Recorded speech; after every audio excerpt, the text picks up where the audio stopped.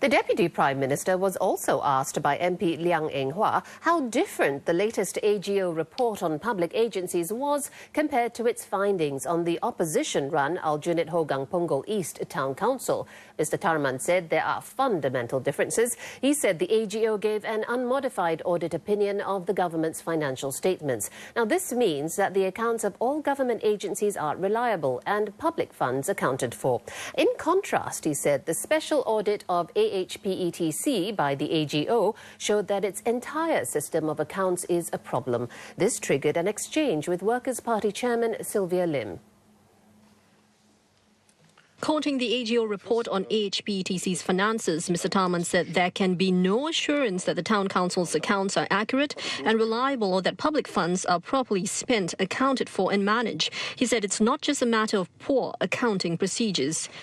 If I can put it simply, the whole house of AHPETC's finances is unsafe if we look at what the AGO findings say. Both AHPETC's own auditor and AGO could not certify the AHPETC house as structurally safe, as structurally sound. Apart from it being unsafe and unsound, there are also many individual defects and problems. By comparison, the government agencies audited by AGO do not have unsafe houses. The house is safe. And there's no question as to whether public monies are fully accounted for. There are some repairs needed to the house in specific areas, but everyone can be confident that the house is safe. And there's also full visibility. The curtains aren't drawn. There's full visibility. This is the fundamental difference.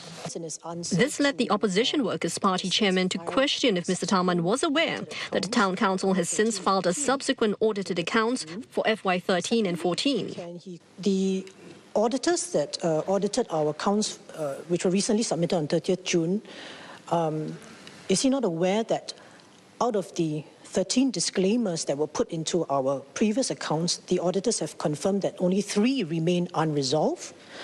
And last of all, does DPM, is he not also aware that this recent audit that we did for FY13-14, our auditors actually made the observation that except for certain specific issues, the Town Council has actually complied with the Act in terms of keeping proper accounts and books?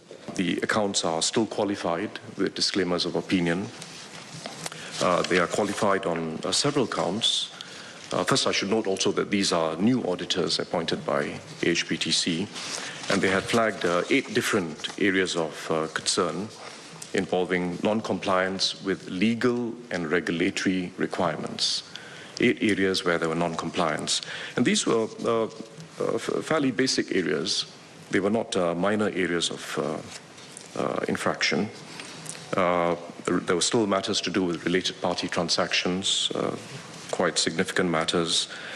There were lapses with regard to transfer to sinking funds, which is an extremely important matter for all town councils. Failure to transfer monies to sinking funds when due is really putting the house at risk. It's really putting the house at risk.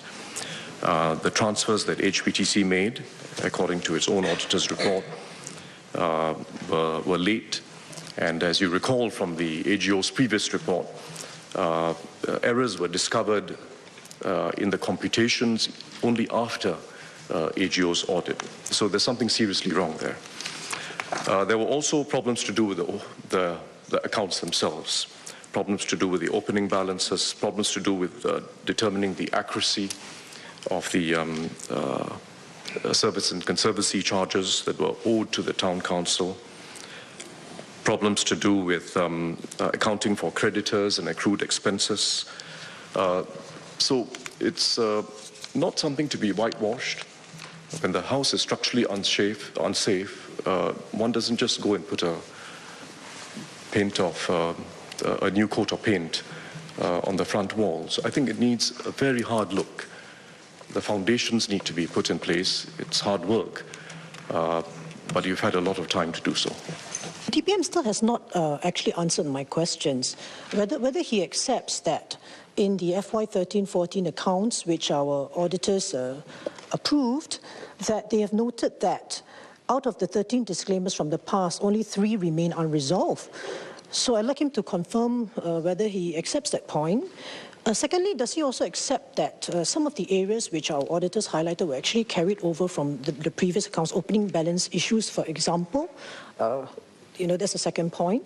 Third point also, regarding the sinking fund transfers, I think it is public knowledge that the Town Council has still not received its operating SNCC grants for FY 14 and FY 15. So is DPM not aware of that as well? And last of all, does DPM not accept what I put to him earlier, that the auditor's opinion was that except for the specific observations, we have complied with the Act? Well, that is like saying that except for the fact that the pillars of my house are in serious danger of collapsing, everything is fine. The examples that I've given of the areas that the auditor has qualified do strike me as a finance minister as being fairly serious examples.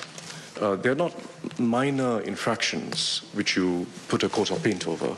They're very serious examples. So I would really strongly advise not to get in the game of saying that, whether it's 3 or 8 and so on, but to look into the substance of the matter.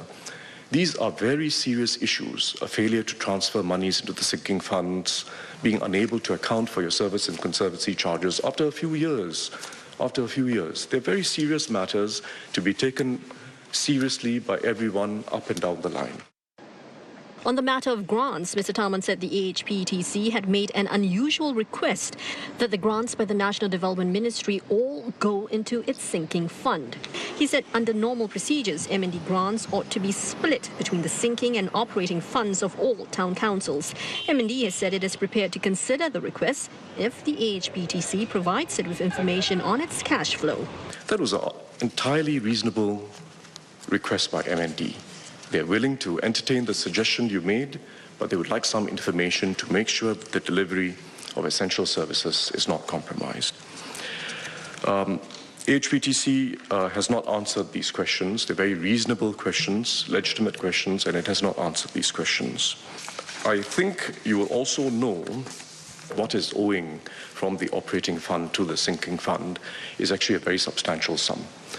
Even if you take into account MND's grants, which MND is willing to discuss with you, and you have part of the MND grant that has to properly go into the sinking fund, another part which goes into the operating fund, the amount that is owed to the sinking fund from the operating fund would not be solved by MND grants. There's a more fundamental problem.